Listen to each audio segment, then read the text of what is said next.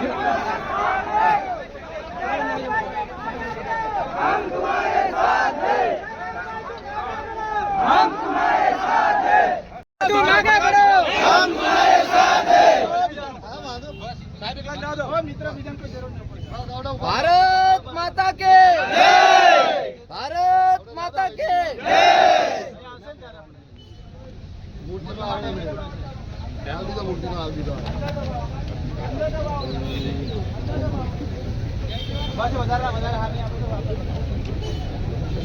भारत माता की जय, जय जवाहर, जय जवाहर, जय किसान।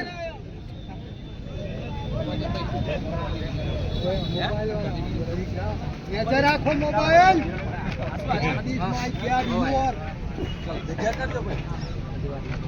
આપણે મિત્રો બીજા કવર કરો. ચલો ભાઈ બધા લઈને રાડમાં જજો આ બાજુથી. हम तुम्हारे साथ हैं,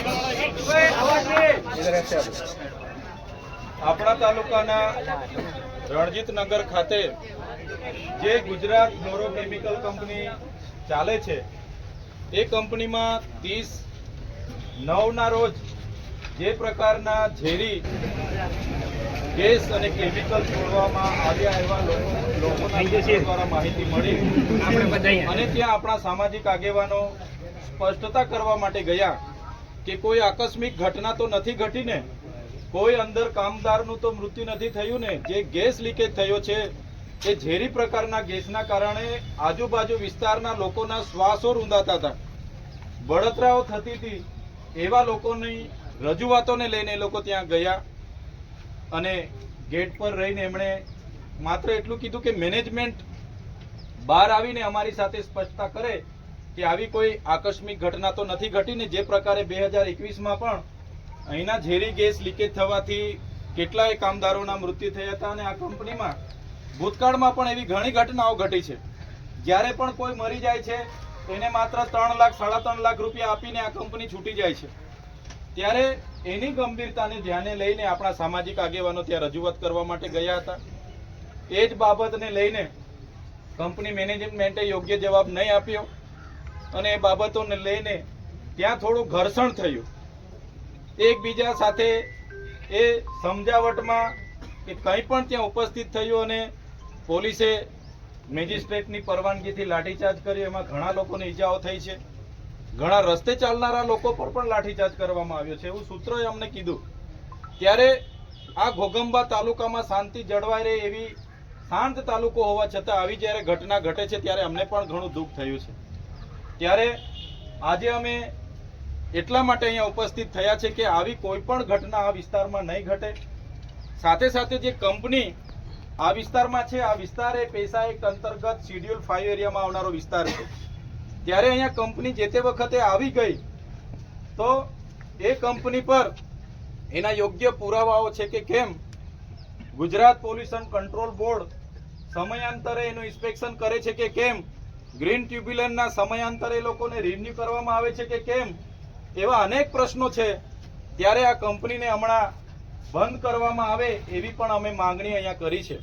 કેમ કે આ કંપની દ્વારા જે પણ ઝેરી કેમિકલ યુક્ત અહીંયા પ્રવાહી છોડવામાં આવે છે જેના કારણે અહીંની ખેતીની જમીનોમાં નુકસાન થઈ રહેલું છે, અહીંનું ભૂગર્ભ જળ પ્રદૂષિત થઈ રહેલું છે, આ વિસ્તારમાં જે પણ ઉપરના નદી નાળાના જળ છે એ પ્રદૂષિત થઈ રહેલા છે. ત્યારે આ જળ પ્રદૂષણ અને વાયુ પ્રદૂષણ ફેલાવતી આ કંપનીમાં તાત્કાલિક ધોરણે ઇન્સ્પેક્શનો કરાવવામાં આવે.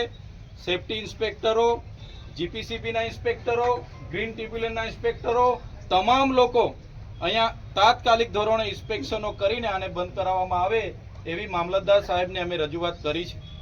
સાથે સાથે અમને અહીંયા આવ્યા પછી જાણવા મળ્યું કે કેટલા લોકો ત્યાં માત્ર જોવા માટે ગયા હતા. કેટલાક યુવાનો તો એવા છે કે જે ભણે છે એમને ખબર પડી તો શું થયું છે, કેટલાક રસ્તે આવતા જતા ઊભા રહીને જોતા હતા, એવા લોકોના પણ નામ પોલીસ દ્વારા નાખી દેવામાં આવ્યા છે. ત્યારે અમે પોલીસ અધિકારીઓને પણ કહેવા માંગીએ છીએ, પ્રશાસનને પણ કહેવા માંગીએ છીએ, અમે સંવિધાનમાં માનનારા લોકો છે, કાયદો અને વ્યવસ્થામાં માનનારા લોકો છે, અને અમે પોલીસ અધિકારી હોય કે વહીવટી તંત્ર હોય બધાને સહકાર આપવા વાળા લોકો છે. અમે ઘર્ષણમાં પડવા માંગતા નથી કે સંઘર્ષમાં પડવા માંગતા નથી.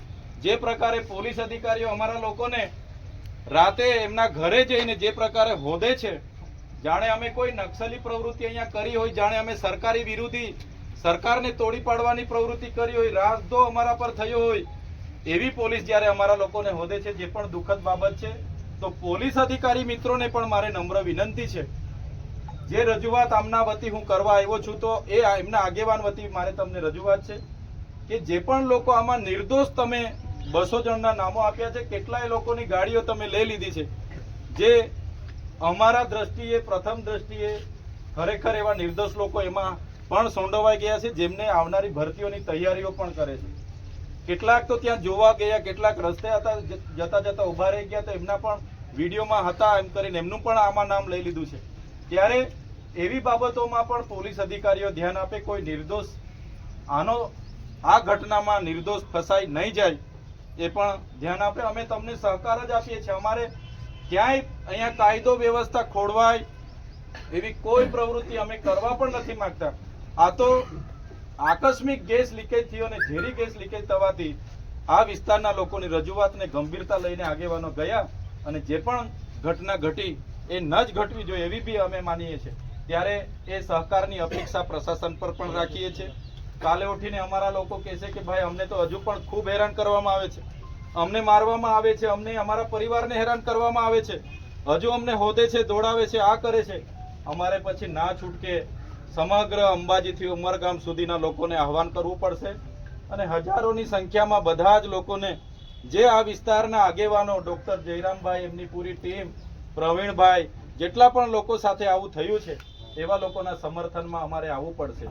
ત્યારે આ જે લોકો જેલમાં છે અને જે લોકોને એ છે, એમાં બધા સાથે અમે સમર્થનમાં ઊભા છે. આખો સમાજ તમારી સાથે છે. આજે અમે કોઈ રાજકીય રીતે નથી, પણ આજ સામાજિક રીતે તમારી વચ્ચે આવ્યા છે.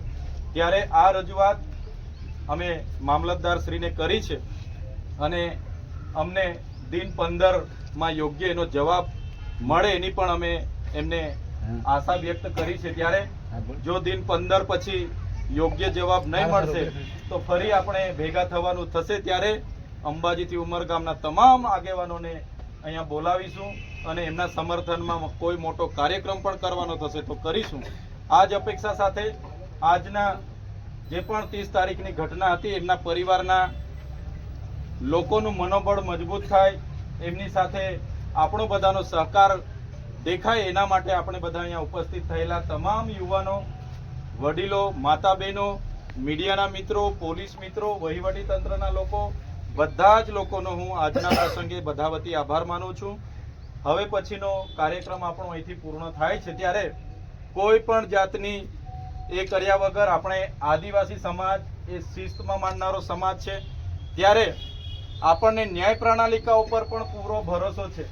જે પણ લોકો જેલમાં છે, દેશનું સંવિધાન, દેશના ન્યાય પ્રણાલિકાઓ એમની સાથે ન્યાય કરશે, એ જ અપેક્ષા રાખીને આપણે બધાએ એમની રાહ જોઈશું. અને આ કાર્યક્રમ પૂર્ણ થયે બધા પોતપોતાના ઘરે શાંતિથી પહોંચી જજો. આ જ વિનંતી સાથે મારી વાણીને વિરામ આપું છું. બધાનો ખૂબ ખૂબ આભાર, ધન્યવાદ. જય આદિવાસી.